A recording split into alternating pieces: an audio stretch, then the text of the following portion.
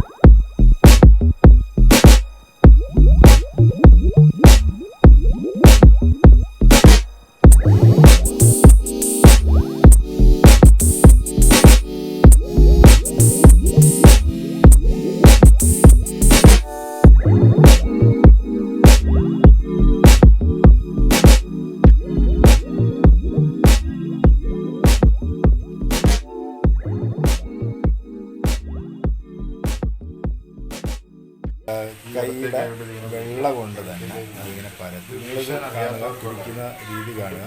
വളരെ ഈസി ആയിട്ട് നമുക്കിത് വീശിയെടുക്കാൻ പറ്റുന്ന ഒരു മെത്തേഡാണ്.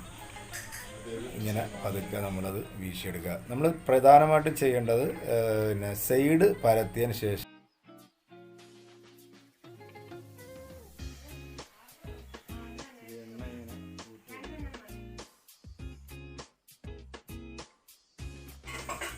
ഒരു 10 മിനിറ്റ്സ് നമ്മളതൊന്ന് മൂടി വെച്ച് കഴിയുമ്പോൾ നല്ലൊരു സോഫ്റ്റ് കിട്ടും. അതുപോലെ കൈയുടെ വെള്ളം കൊണ്ട് എണ്ണ ഇട്ടിട്ട് നമുക്കിങ്ങനെ പ്രസ് ചെയ്ത് എടുത്ത് നേരെ ചൂടായിരിക്കുന്ന പാനിലേക്ക് ഇതെടുത്ത് അങ്ങോട്ട് ഇടുക.